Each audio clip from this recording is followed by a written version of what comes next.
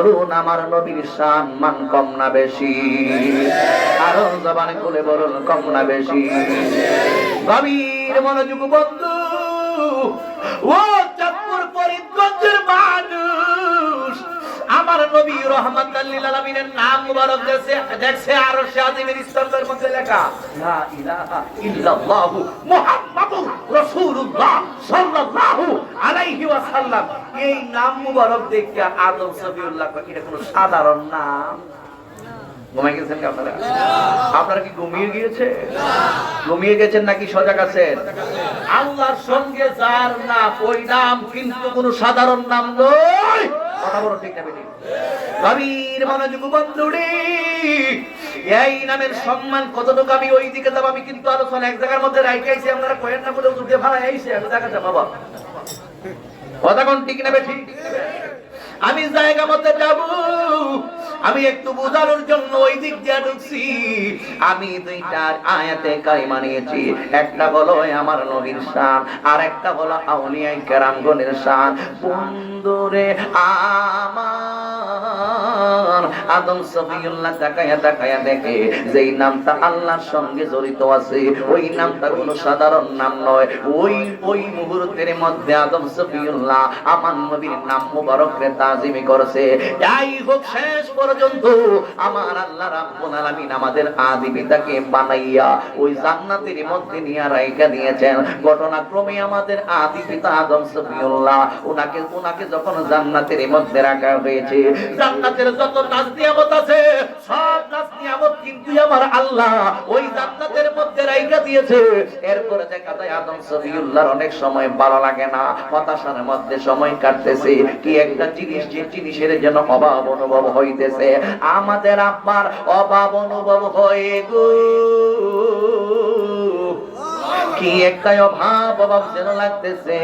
এই অভাবটা যখন লাগতেছে, আমার আল্লাহ রাব্বুল আলামিনের তো বোঝার সময় লাগে না, আমার আল্লাহ রাব্বুল আলামিনের বানানোর তো আর বেশি সময় লাগে না।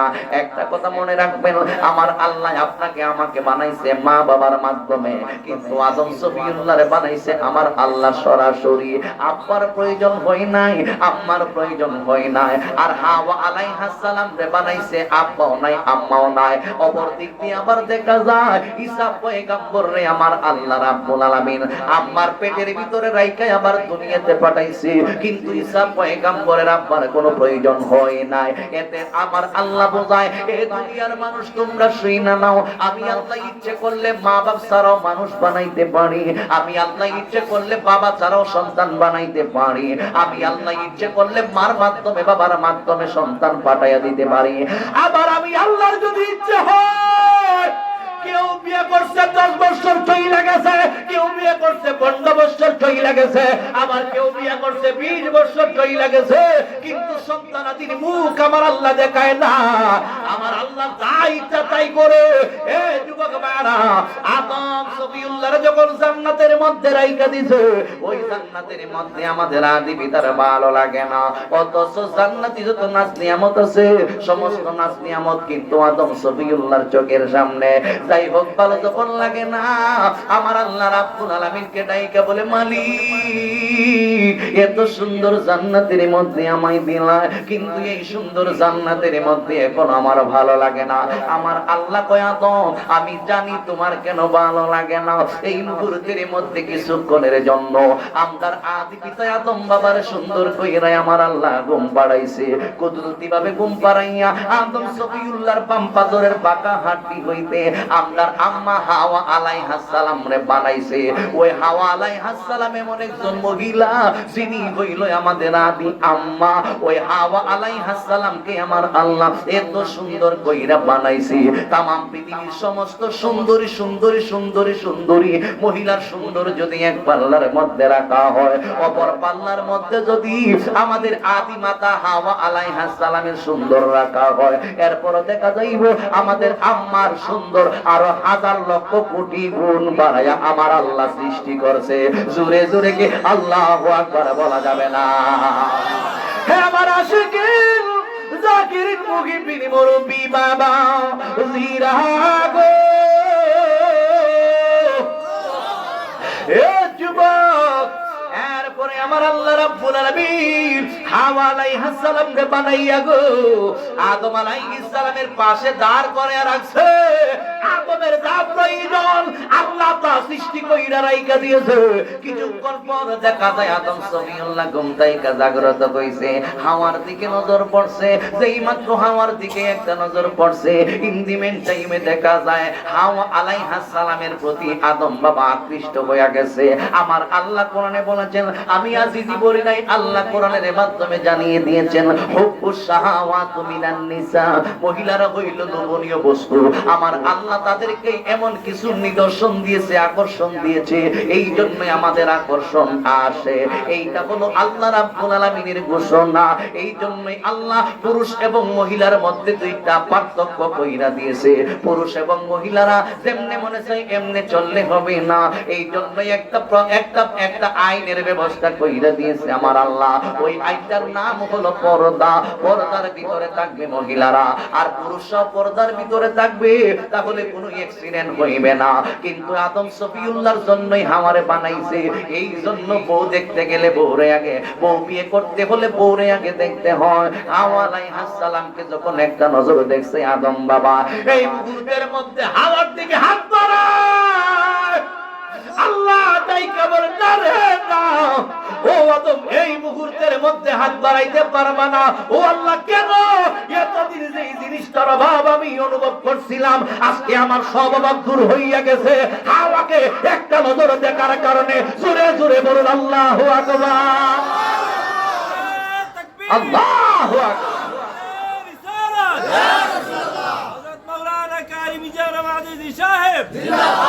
কোরআন হাদিস খুলে দেখো, আদম তো সামান্য নয়। কোরআন হাদিস খুলে দেখো, আদম তো সামান্য নয়। যাইয়া দেখো পাক কোরআনে সূরাত আল বাকারাতে, যাইয়া দেখো পাক কোরআনে সূরাত আল বাকারাতে বলিয়াছেন পাগো যাতে, বলিয়াছেন পাগো যাতে হাওয়া আদম হইতে সৃষ্টি হয়। কোরআনে হাদিস খুলে দেখো, আদম তো সামান্য নয়। একটা জবান বন্ধ রাখবেন না, মহব্বতের আওয়াজে কি সুবহানাল্লাহ বলা যাবে না? ও চাঁদপুর ফরিদগঞ্জের মানুষ, এখানের মধ্যেও দেখবেন আমার নবীর কত সম্মান। আমার আল্লাহ বুঝাইয়া দিতেছি, যেই মাত্র হাওয়ার দিকে হাত বাড়াইছে, আমার আল্লাহ রাব্বুল আলামিন ডাইকা বলে, আদম ধরা যাবে না, আদম ছোঁয়া যাবে না, আদম স্পর্শ করা যাবে না।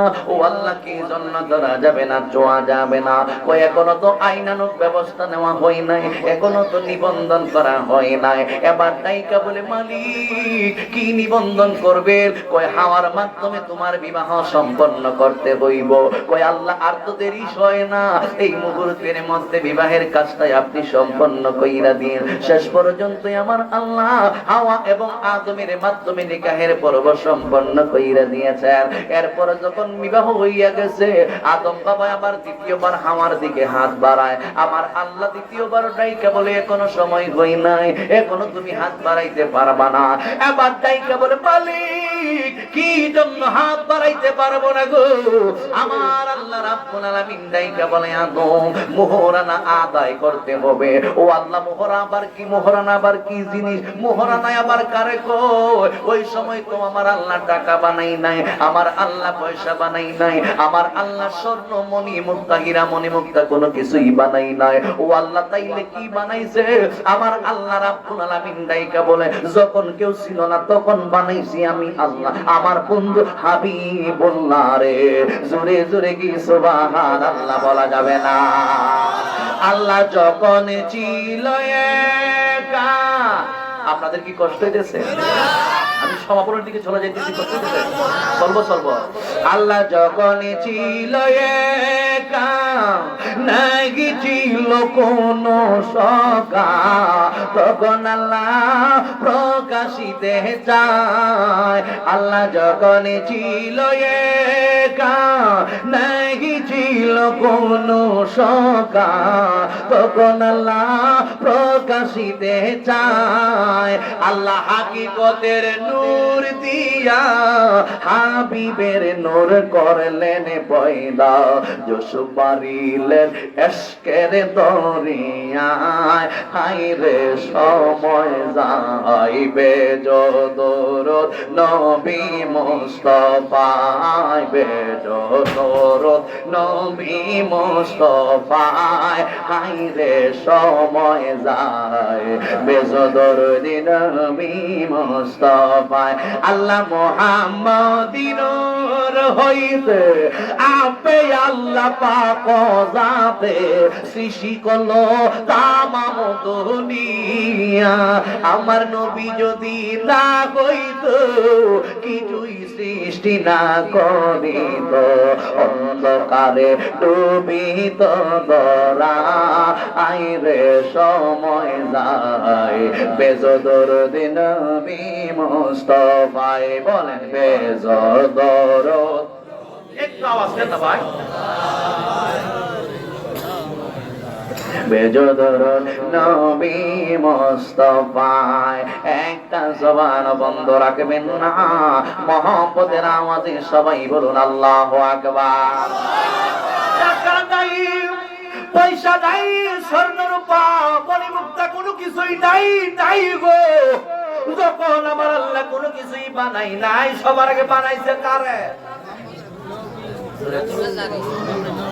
আমার নবীর নূর মুবারক। জোরে বলুন কাকে?